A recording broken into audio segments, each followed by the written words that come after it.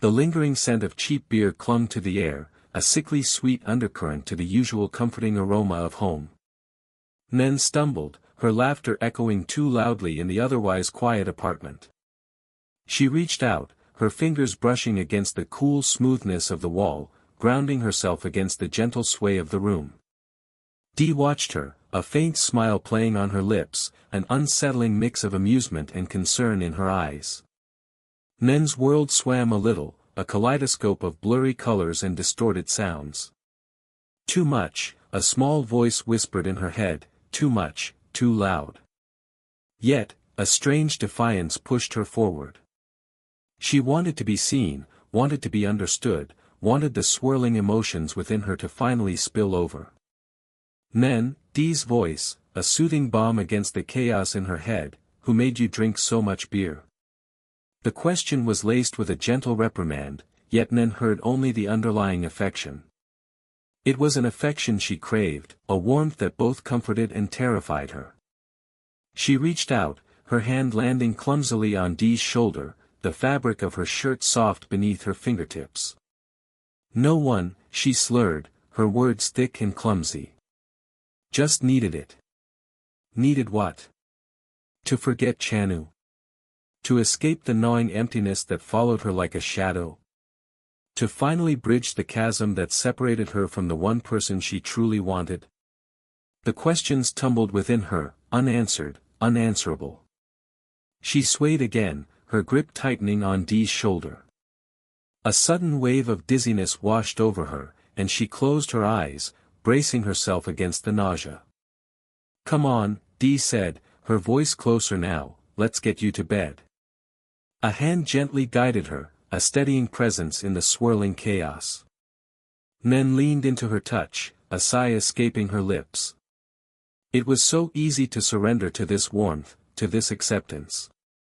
But a flicker of fear, a cold whisper of doubt, snaked through her. What if this fragile peace was shattered?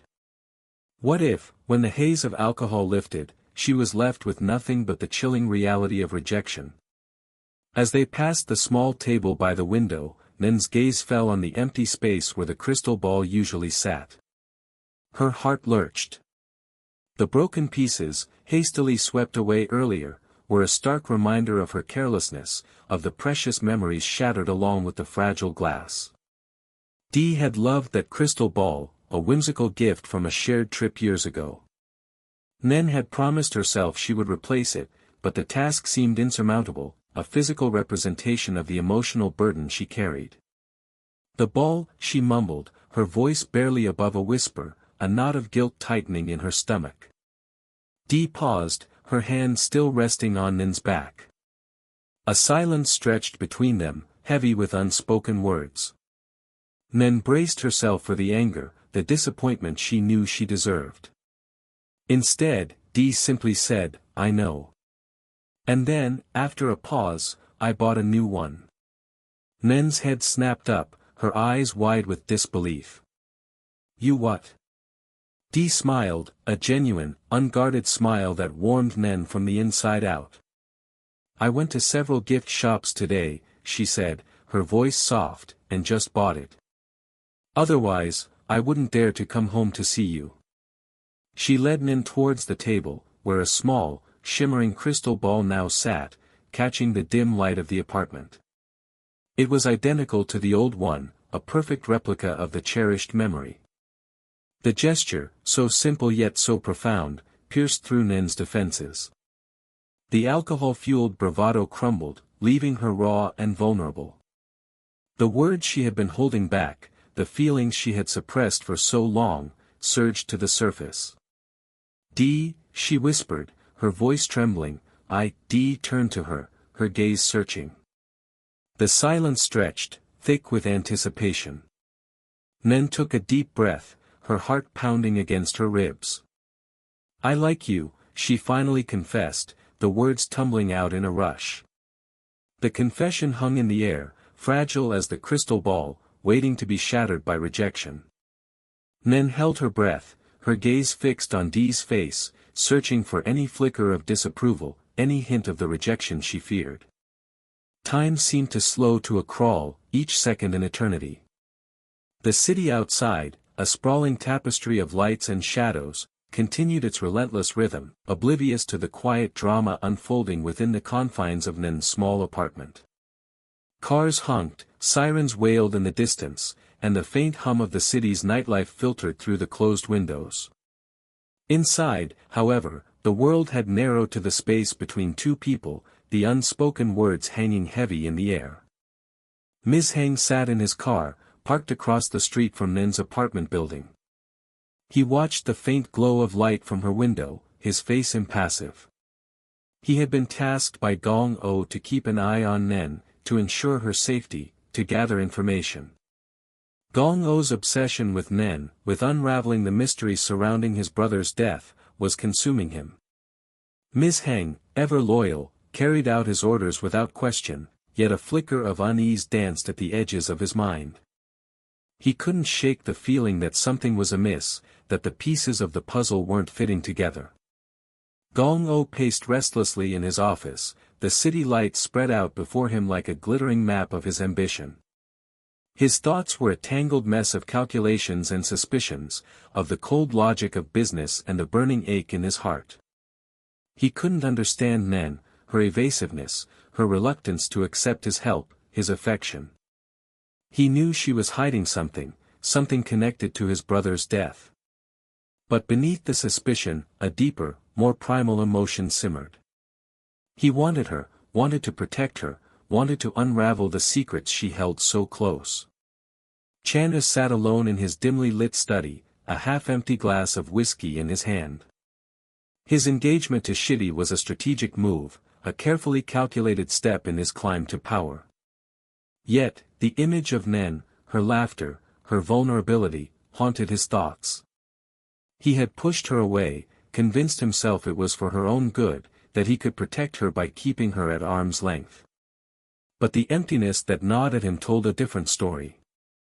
Back in Nan's apartment, the silence stretched, a taut thread between two souls. Nan held her breath, bracing herself. Then, Dee spoke, her voice soft, almost hesitant. Nan. The insistent ringing sliced through the fog of sleep, pulling Nan from the depths of a dream she couldn't quite grasp. The room was bathed in the soft, hazy light of a late morning, dust motes dancing in the sunbeams that slanted through the gaps in the curtains.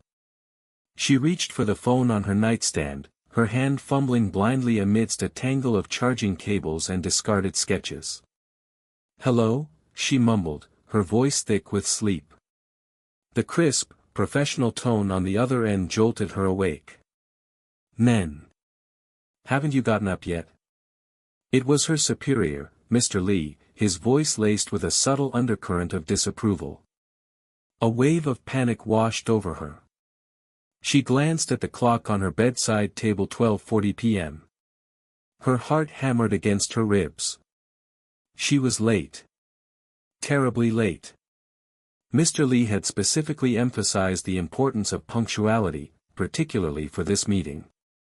This was the interview with the representatives from that prestigious design firm, the one she had been preparing for all week, the one that could make or break her fledgling career. "I'm so sorry, Mr. Lee," she stammered, scrambling out of bed, her mind racing to concoct a plausible excuse. A sudden, sharp pain shot through her ankle as her foot landed awkwardly on a stray sketchbook. She winced, biting back a cry, the throbbing in her ankle a stark reminder of the long hours she'd spent hunched over her designs. "The traffic," she began, but Mr. Lee cut her off, his voice sharp. "Nan, the meeting is in less than an hour. Are you telling me you haven't even left your apartment yet?"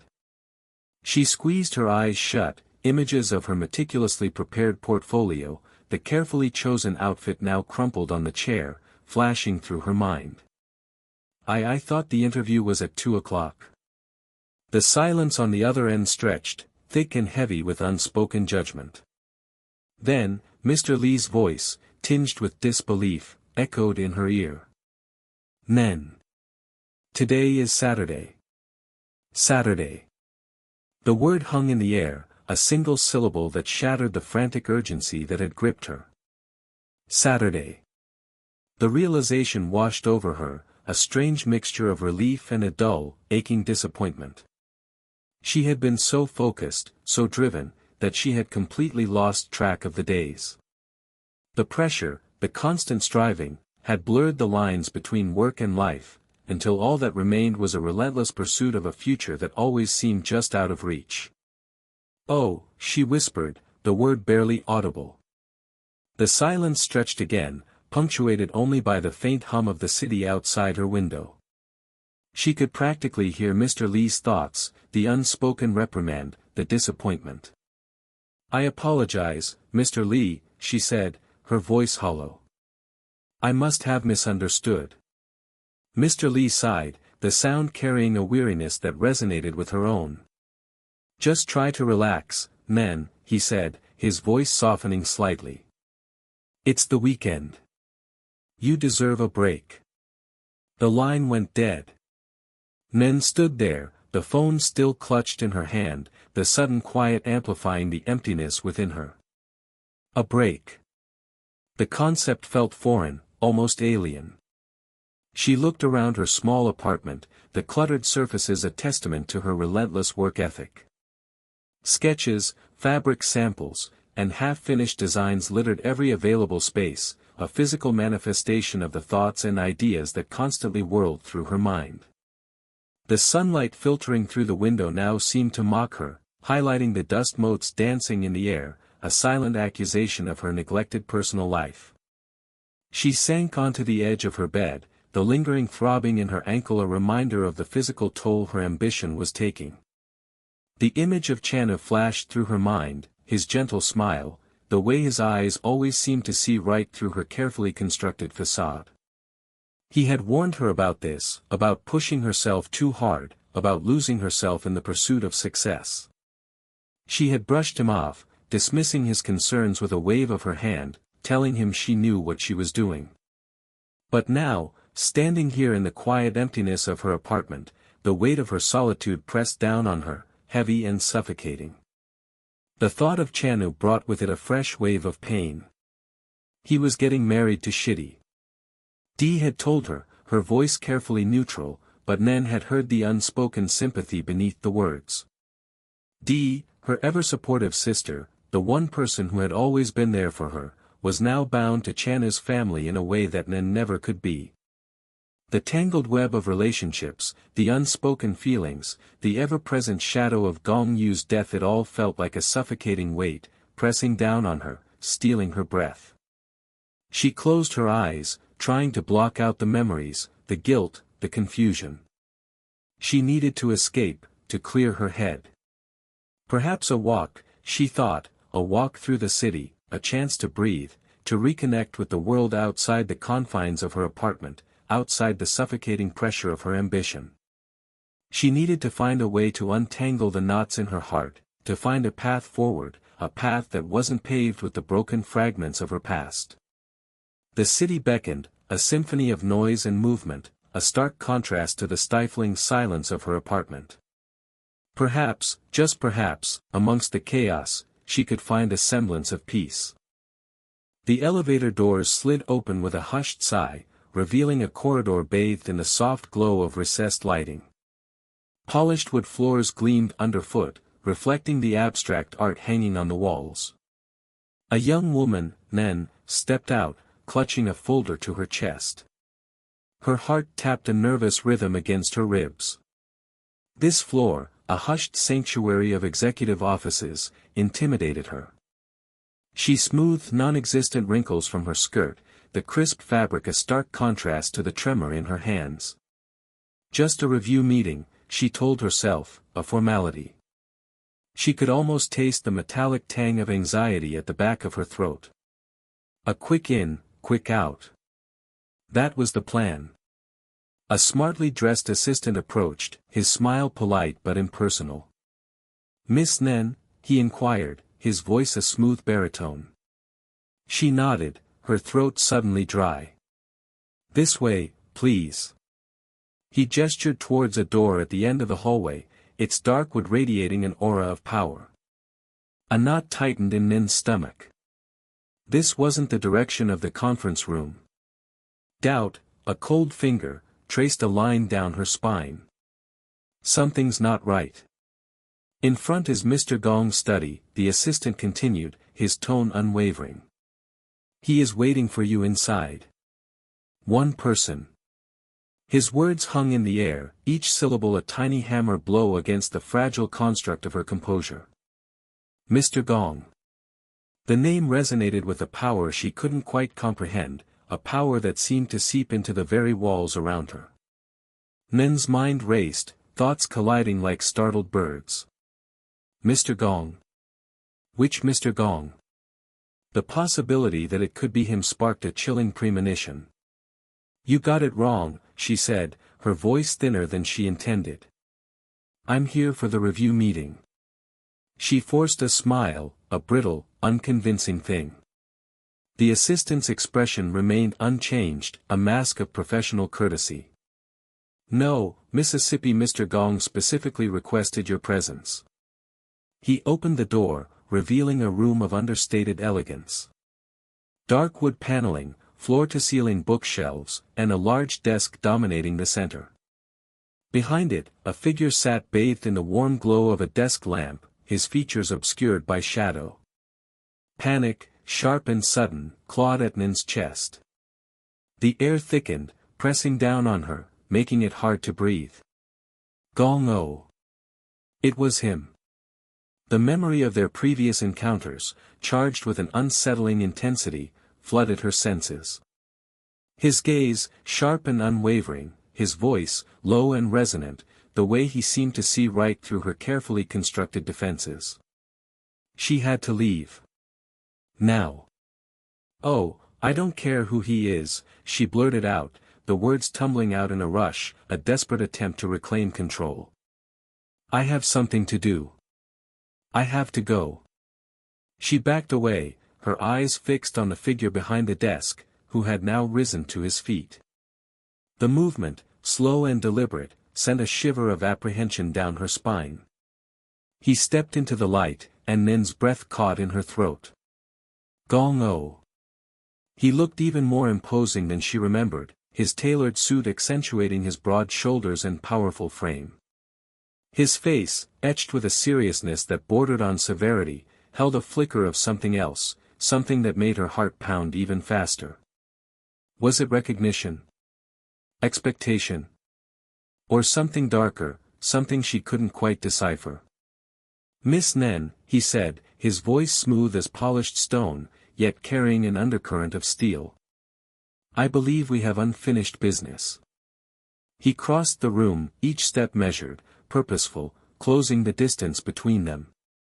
Nen felt trapped, like a small animal caught in the gaze of a predator.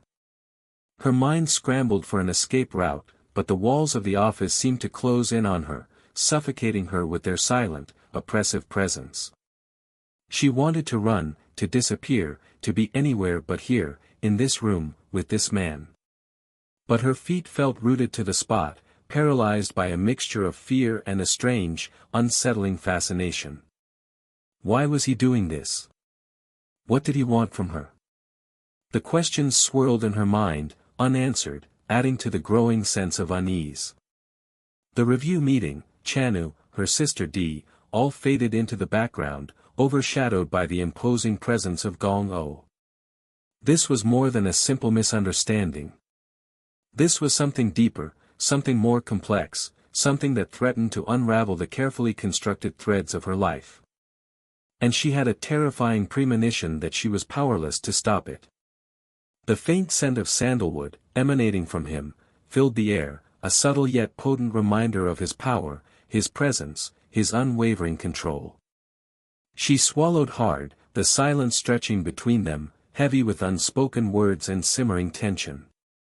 Her gaze locked with his, and in that moment, she knew. This was just the beginning. The city unfolded before her, a labyrinth of concrete and glass shimmering under the relentless sun. Nen felt a tremor of unease, a premonition clinging to the edges of her consciousness like the lingering scent of rain on hot asphalt. Mishang's car, a sleek, black Predator, cut effortlessly through the city's arteries, each turn a subtle twist of the knife in her gut. She stole a glance at him, his profile impassive, a mask carved from granite. His silence was more oppressive than any interrogation. What did he know? What did Gong-o know? The questions clawed at her, sharp and insistent. She'd met Gong-o again last night. He'd stood in the doorway of her apartment, a figure of unsettling stillness, the dim light etching the harsh planes of his face. His voice, when he spoke, was a low rumble, each word a stone dropped into the still pool of her anxiety. "What is the relationship between you and Gong-yu?" He'd asked, his eyes, dark and unreadable, boring into hers. The question had echoed in the small space, amplifying her already spiraling panic. Her throat constricted, making it difficult to breathe, let alone speak. She'd managed a choked whisper, "Who is Gong-yu?" "I don't know him at all." The lie tasted like ash in her mouth, bitter and acrid. But the truth was a tangled web she couldn't unravel, not even for herself. His gaze hadn't wavered, a tangible force that pinned her in place. The air crackled with an unspoken tension, a silent battle of wills. She could feel the weight of his scrutiny, heavy and suffocating. He knew. He had to know. The way he looked at her, a mixture of suspicion and something else, something that made her heart pound against her ribs like a trapped bird. It was unnerving, this silent accusation. The car stopped abruptly, jolting Nen back to the present. Mishang's voice, crisp and devoid of emotion, sliced through the silence. "We're here." He gestured towards a nondescript building, its gray facade blending seamlessly with the urban landscape. The building was a police station. The realization sent a wave of nausea rolling over her. She followed Ms. Heng inside, the sterile environment amplifying her sense of dread. The air was thick with the scent of stale coffee and disinfectant, a suffocating blend that clung to the back of her throat. She felt a desperate urge to flee, to escape the suffocating pressure of Gong-o's invisible presence, but her legs felt heavy, rooted to the spot. Hours blurred into a monotonous stream of questions and evasions. Each inquiry chipped away at her carefully constructed facade, exposing the raw nerves beneath. The detective, a man with weary eyes and a perpetually downturned mouth, seemed to relish her discomfort. His questions were sharp, precise, aimed at the most vulnerable points of her defense. She parried them as best she could, clinging to the flimsy shield of denial. But the questions kept coming, relentless and probing. March 20th. Where were you? The date echoed in her mind, a discordant note in the symphony of her carefully constructed lies. March 20th. The memory, sharp and unwelcome, pierced through the fog of her denial. She saw herself, a younger, more vulnerable version of herself, locked in her room, the heavy wooden door a barrier against the world outside. The muffled sounds of her parents arguing filtering through the cracks, the fear that had coiled in her stomach like a venomous snake. March 20th, she repeated, the words tasting like dust on her tongue. "Dad, Mom, why did you lock me in the room?" The question, whispered more to herself than to the detective, hung in the air, unanswered. She could almost hear the echo of her younger self's voice, laced with fear and confusion. The detective's eyes narrowed, his gaze sharp and unwavering. He leaned forward, his voice dropping to a conspiratorial whisper. "We have witnesses who place you at a different location on that date, Miss Nen." The ground shifted beneath her feet. The carefully constructed walls of her denial crumbled, leaving her exposed and vulnerable. The room spun, the faces around her blurring into indistinguishable shapes. She felt a hand on her arm, steadying her. Ms. Heng. His touch, surprisingly gentle, sent a shiver down her spine. Later, back in the car, the city lights blurred into a kaleidoscope of color. The silence in the car was heavy, punctuated only by the hum of the engine. Ms. Heng, his gaze fixed on the road ahead, remained silent. Nen stared out the window, the fragmented images of the city reflecting the fractured state of her mind. The pieces of the puzzle were scattered, disjointed, refusing to coalesce into a coherent picture. Gongyu. March 20th. The locked room. The questions swirled in her mind, a chaotic vortex threatening to consume her. Who was Gongyu? Why was she locked in her room on that specific date? And what was the connection, the invisible thread that bound her to this stranger, this ghost from the past? The weight of unanswered questions pressed down on her, heavy and suffocating. She felt adrift, lost in a sea of uncertainty. The only certainty was Gong-o. His presence, though unseen, was a palpable force, a shadow looming over her, waiting. Waiting for her to break. Waiting for the truth to surface. And she knew, with a chilling certainty, that when it did, her world would never be the same. The fluorescent lights of the snack shop buzzed, a dull counterpoint to the clatter of mahjong tiles from the back room. Nen huddled in a corner booth, the vinyl clinging uncomfortably to her bare arms. The air hung thick with the cloying sweetness of artificial melon and the greasy tang of fried dumplings. She hadn't even wanted dumplings. But the familiar ritual of ordering, the mundane transaction, the mindless act of chewing, offered a fragile shield against the storm raging inside her. Gong-o's words, sharp and cold, echoed in her ears. He didn't trust her. He saw her as nothing more than a puzzle piece in his brother's death. The thought stung, a raw, exposed nerve. She hadn't known Gong-yu well, but the few encounters they'd shared had left a lingering warmth, a sense of connection she couldn't quite explain. Now, that connection had become a burden, a chain binding her to a man whose eyes held both suspicion and something else. Something she couldn't decipher but that made her heart race with a mixture of fear and inexplicable fascination. She picked at a dumpling, the greasy filling suddenly tasteless. Why did everything feel so complicated? Her life had been a simple equation before Gong-yu's death, before Gong-o's arrival. A steady job, a close relationship with her sister Dee, a quiet, unspoken longing for Chanu. Now, the variables had multiplied, the equation spiraled into a complex, unsolvable mess. She closed her eyes, the image of Chanu's face flashing behind her eyelids. His gentle smile, the warmth in his eyes when he looked at her and the devastating emptiness she felt knowing he belonged to another. Shitty. The name was a sharp shard of glass in her throat. Dee insisted they were meant to be, that Chanu had finally found happiness. But every time Nin saw the forced brightness in Chanu's eyes, she felt a gnawing doubt, a persistent whisper that something wasn't right. And Der sister's unwavering support felt suffocating at times, a velvet-lined cage built on secrets and unspoken truths.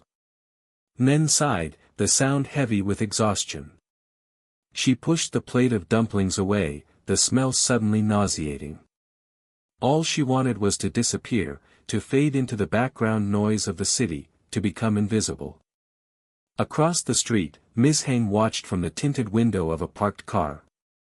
The snack shop's fluorescent lights painted Nin's face in an unnatural glow, highlighting the dark circles under her eyes, the slight tremor in her hands. He raised his phone, snapping a discreet picture. Where is Nia now? She looks quite sad now. She is now in a snack store.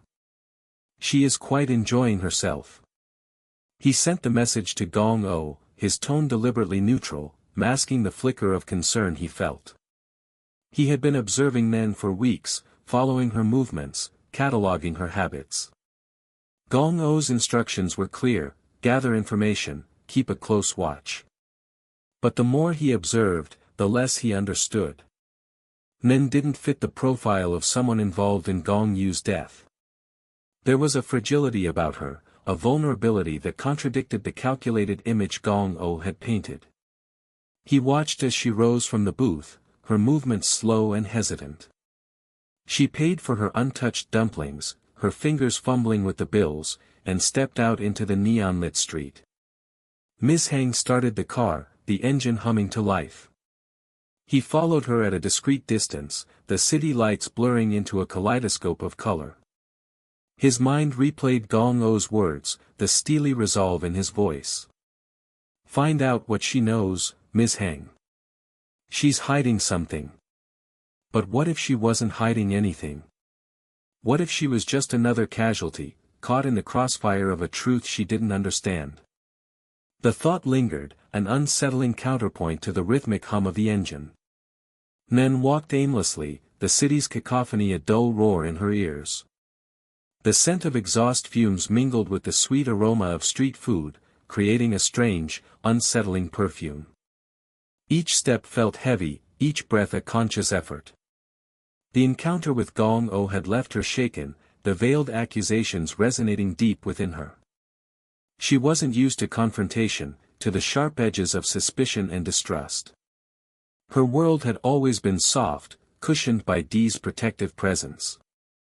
Now, she felt exposed, vulnerable, like a small boat adrift in a turbulent sea. She glanced back, a sudden prickle of unease running down her spine. Had she been followed? The thought was irrational, paranoid. But the city felt different tonight, menacing, full of unseen eyes. She quickened her pace, the rhythmic click of her heels against the pavement echoing in the empty streets. Where was she going? She didn't know. All she knew was that she couldn't go home, not yet.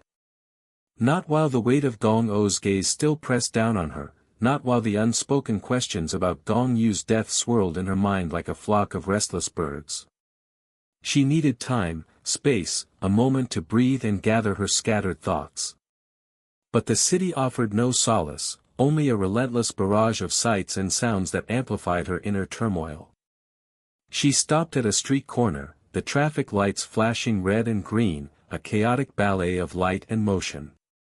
The city stretched out before her, a labyrinth of concrete and glass, indifferent to her struggles, her fears.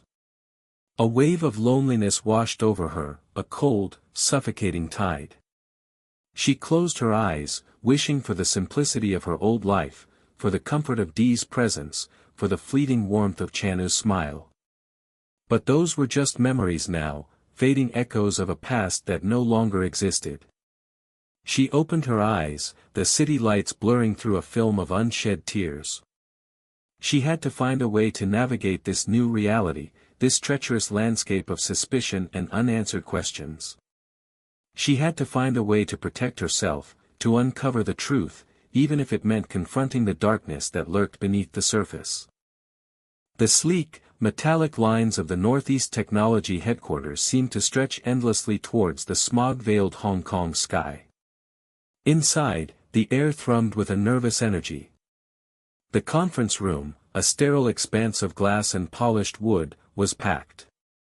Nen sat near the back, a silent observer amidst the flurry of activity.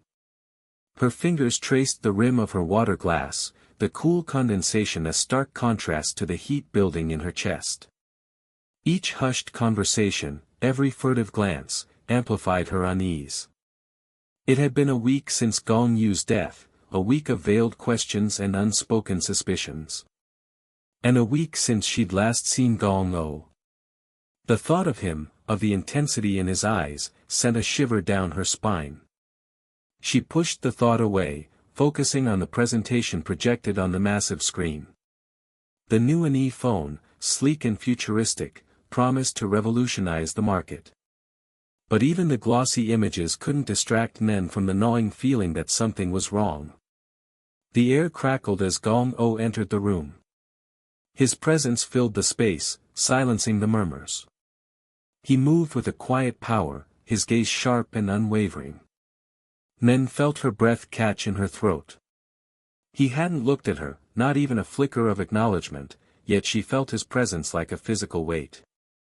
Her heart hammered against her ribs, a frantic bird trapped in a cage.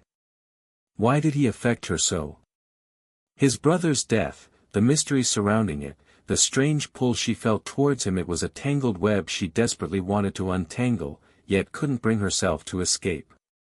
The presentation began, a dizzying array of technical specifications and market projections. Nen forced herself to concentrate, her mind racing to keep up. But beneath the surface of corporate jargon, a disquiet hummed. Something about the security protocols felt off. She couldn't put her finger on it, but a nagging sense of unease persisted. The feeling intensified as the lead developer, a nervous man with sweat beading on his forehead, stumbled through his explanation of the phone's encryption system. Nen's intuition, honed by years of working with complex systems, screamed that something was amiss. She found herself leaning forward, her gaze fixed on the schematic diagrams flashing across the screen.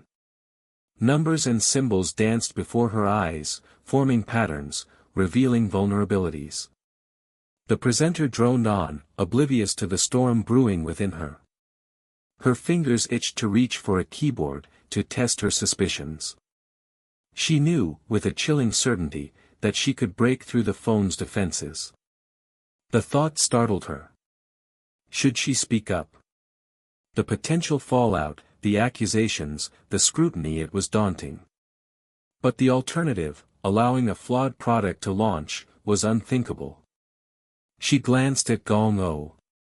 He sat at the head of the table, his expression unreadable. His eyes, dark and intense, seemed to bore into her, as if he could read her thoughts. The silence in the room stretched, heavy and suffocating. "Excuse me," Nen's voice, though quiet, cut through the air like a shard of glass. The room fell silent. Every head turned towards her. Her heart pounded in her chest, a drumbeat against the sudden quiet. She could feel the weight of 100 gazes, curious, skeptical, some openly hostile. The presenter, his face pale, stammered, "Yes." Nen took a deep breath, steeling herself against the wave of attention. Who are the project R&D leaders of any mobile phones? The lead developer frowned, clearly taken aback by the seemingly irrelevant question. He hesitated, then rattled off a list of names, each syllable laced with growing irritation. "It only took me 10 minutes to find the loopholes in the system and crack it successfully," Nen stated, her voice calm despite the tremor in her hands. The silence that followed was absolute. The air thickened with disbelief. Then, a low murmur rippled through the room, growing into a cacophony of whispers and exclamations. The lead developer's face drained of color. He stammered, That's impossible.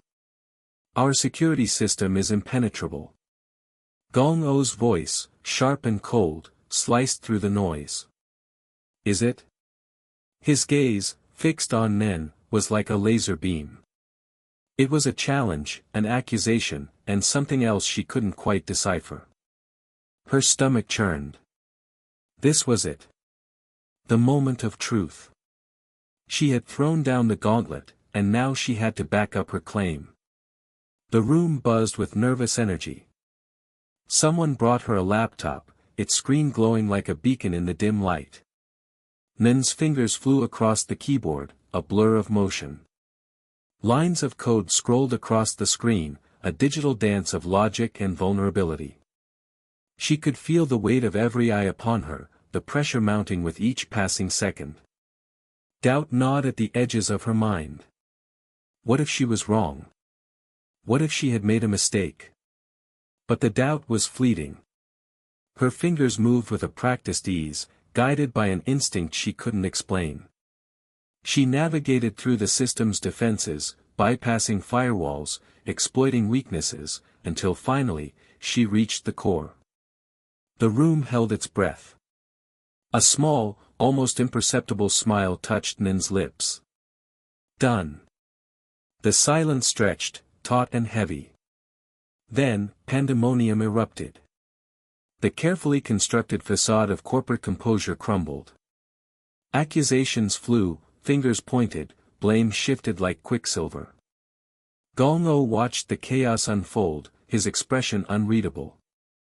His gaze, however, remained fixed on Nen, a silent acknowledgement of the storm she had unleashed.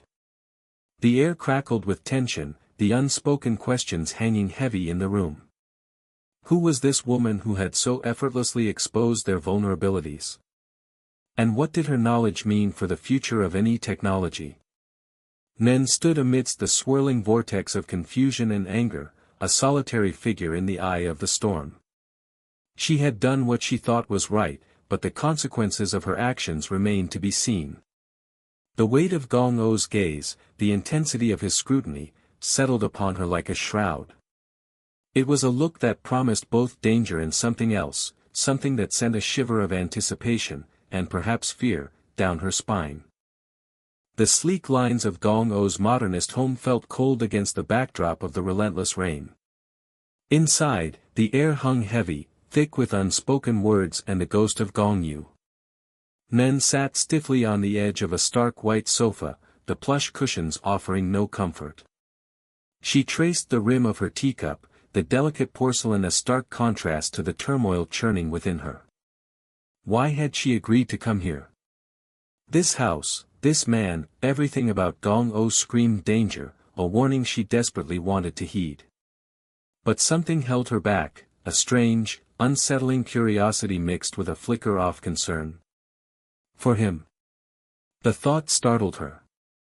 Her mind drifted back to a sun-drenched afternoon, years ago. Chanu, his eyes bright with laughter, had chased her through a field of wildflowers.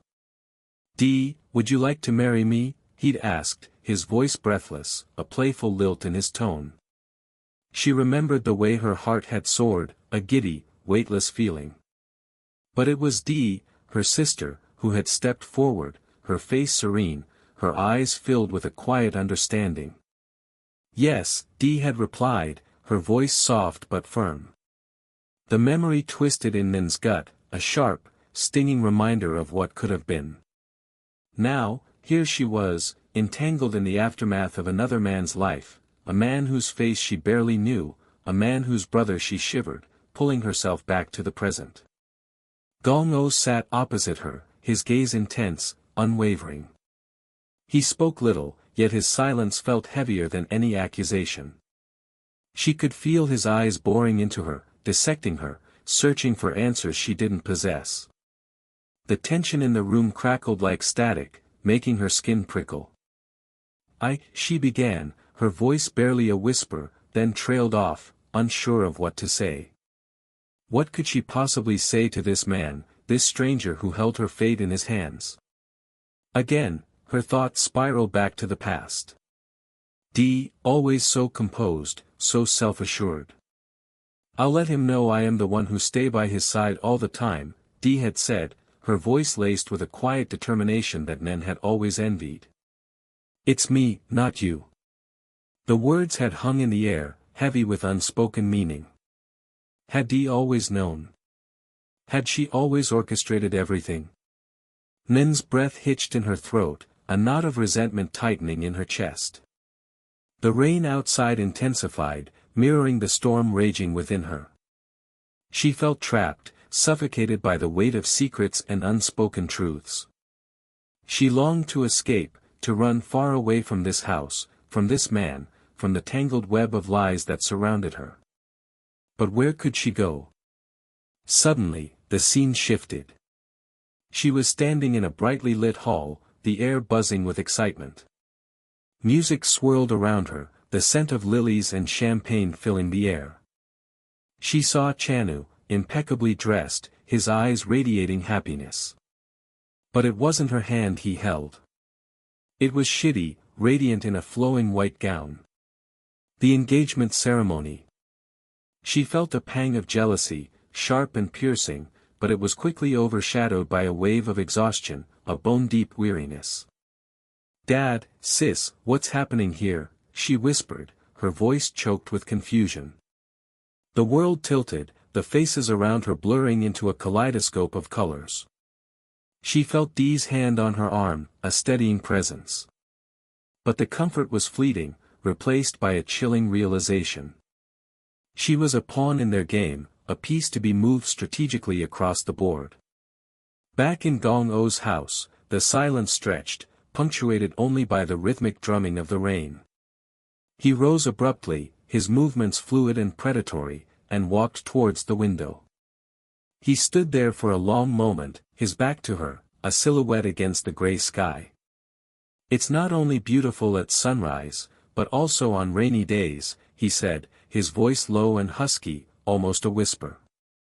The words hung in the air, strangely poetic in the starkness of the room. Nan watched him, her heart pounding in her chest. There was something about him, something enigmatic and dangerous that both repelled and fascinated her. She couldn't decipher his motives, his emotions. He was a puzzle, a complex equation she couldn't solve. He turned back to face her, his eyes now softer, a hint of vulnerability flickering in their depths. He took a step towards her, and she instinctively recoiled, her breath catching in her throat. He stopped, a flicker of something akin to hurt crossing his face. He said nothing, but the silence spoke volumes. Days blurred into weeks, each visit to Gong-O's house a tense, unsettling experience. Yet, with each encounter, a strange sense of familiarity began to grow. The sharp edges of his personality seemed to soften, replaced by glimpses of a man struggling with his own demons. She found herself drawn to his quiet strength, his unwavering determination to uncover the truth about his brother's death. The memory of Chanu's wedding continued to haunt her, a stark reminder of the choices she hadn't made, the paths not taken. The image of Shitty's radiant smile, Chanu's loving gaze, it all felt like a cruel twist of fate. She had loved Chanu, a love she had buried deep within her heart, a love she now realized would forever remain unrequited. She began to see Gong-O in a different light. His relentless pursuit of justice, his quiet grief for his brother, his unexpected vulnerability, it all chipped away at the wall she had built around her heart. She found herself confiding in him, sharing her fears, her doubts, her insecurities. He listened patiently, offering no judgment, only a quiet understanding that resonated deep within her soul. The mystery surrounding Gong-Yu's death remained unsolved, a dark cloud hanging over their fragile connection. But in the midst of the uncertainty, a new emotion began to bloom, tentative and fragile, yet undeniably real. It wasn't the giddy infatuation she had felt for Chanu, but something deeper, more profound. A connection forged in shared pain, in unspoken understanding, in the quiet comfort of shared silences. The rain continued to fall, a constant backdrop to their evolving relationship, a melancholic melody that echoed the complexities of their hearts. The future remained uncertain, shrouded in a veil of secrets and unanswered questions. But as Nan looked at Gong-O, a flicker of hope ignited within her, a fragile ember in the darkness.